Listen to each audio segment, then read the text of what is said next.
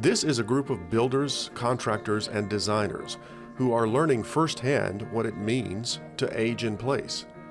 They're taking a class to become certified aging in place specialists. Part of their course involves a practical lesson in the difficulties of navigating a home when your hands are crippled by arthritis or you're confined to a wheelchair. The lessons learned here incorporate the principles of universal design. Universal design takes aging in place one step further. And what it does is it makes your home accessible no matter what stage of life you're in, what ability you may or may not have, and it makes your home visitable for any of your friends, family, anyone in the neighborhood, depending on if they have any abilities or not. It just makes the home easy to live in. Universal design and its companion concept, visitability, are marked by 3 core architectural conditions. At least one zero-step entrance into the house, doorways with a minimum clearance of 32 inches, and at least a half bath on the main floor. These are the basic requirements, but universal design involves much more. You need a hallway that's going to be able to accommodate a person in a wheelchair or using a walker. You need doorways wide enough that you can make the turn and get in. Things like zero threshold showers can be built in. That suits a 30-something as well as a 65-year-old. 5 years ago, this show visited Judy Bookman's kitchen. Here's what it looked like before, and this is after Leslie Shankman Cohen applied universal design principles to completely remodel the kitchen to fit Judy's needs. You see, Judy loves to cook, but at 4 feet 6 inches tall, her old kitchen just didn't fit. When Leslie mentioned that she wanted to have enough clearance beneath the counters for there to be access in case I ever had to be in a wheelchair, I probably audibly gasped, as in, oh, that could never happen, and why would I still be here then? But the reality is, it will adapt to that if it ever comes to that, but I will still have at least some degree of independence to come in here and do the things that I not only need to do, but that I really love doing in the kitchen. Normal cabinets are 34 inches high.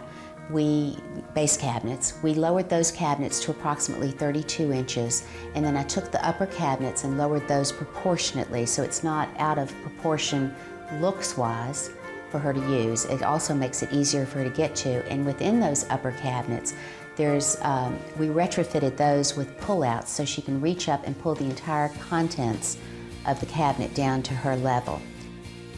I designed and put in some pull-out platforms which she can access with her foot. It has a kickstand on it, and she can pull those out, stand on it, holds 300 pounds, and she can stand up and cook and see inside of her pots or have easier access to her countertops.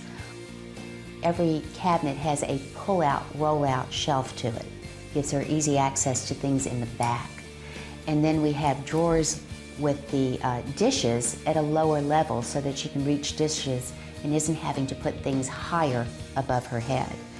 So it's a wonderful kitchen, and you could walk in and use it tomorrow and not notice anything different, and yet she is still able to use every aspect of the kitchen.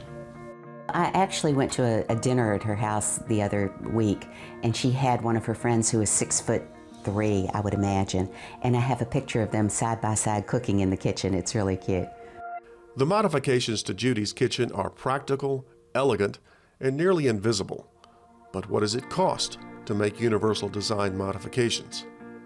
It's almost negligible because it's just built into the cost of the house. It's just this or that. It's not an addition.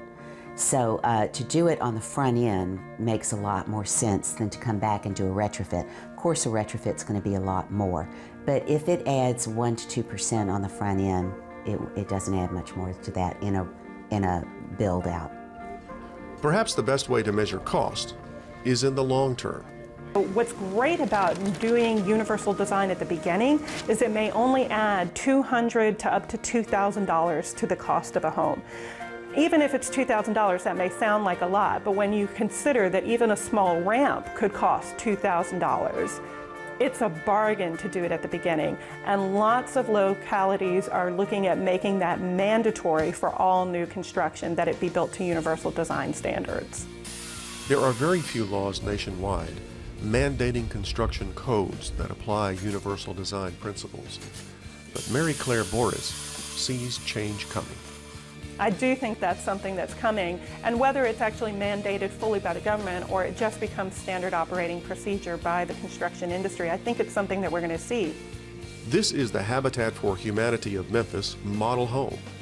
All Habitat homes are built with universal design principles.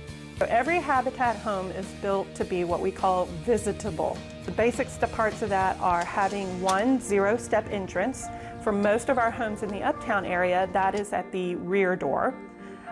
It means having all of the doorways, but the exterior doorways and the interior doorways are 36 inches wide. That's more than wide enough to accommodate a wheelchair.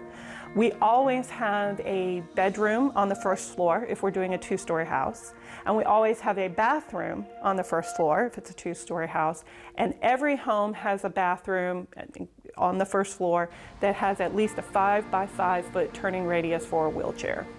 Habitat for Humanity is acting as the lead agency in an Aging in Place initiative funded by a Plow Foundation grant. By partnering with MLGW, Service Over Self, and other organizations, Habitat hopes to reach out to the low-income seniors who need home modifications in order to age in place.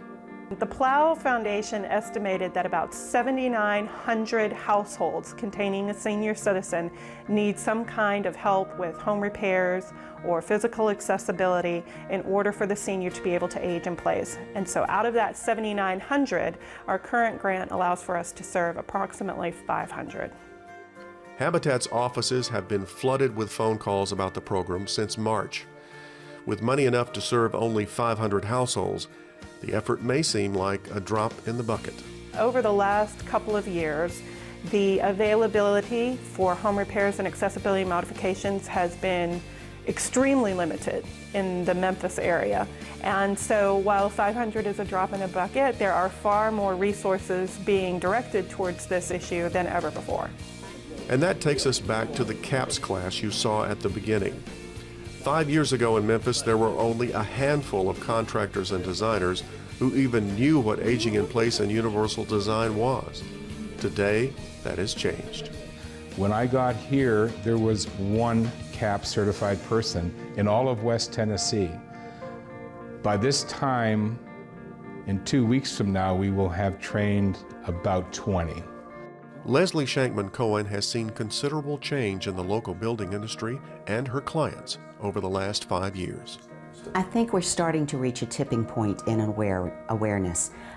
More people are understanding what they need and the need and what aging in place and universal design may give them.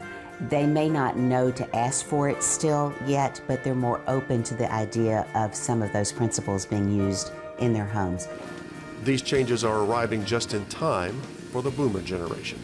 As boomers become seniors, the number of seniors relative to the overall population is going to increase exponentially. And that means that they have to have places to live that are accessible. And we're not going to be able to repair our way out of it, and we're not going to be able to build our way out of it. It's going to take a combination. And I think that with universal design and with more CAPS professionals and more people aware of it, more houses will be built initially with these initiatives implemented into them. For every new house coming online, the more that we can start off houses on the right foot so that somebody can eventually age within them, like we do here at Habitat, the better off our entire society will be. For more information about the Plow Foundation's Aging in Place initiative, go to their website, where you can download an Aging in Place and Universal Design booklet. And for the latest updates on Habitat for Humanity's Aging in Place program, go to their website.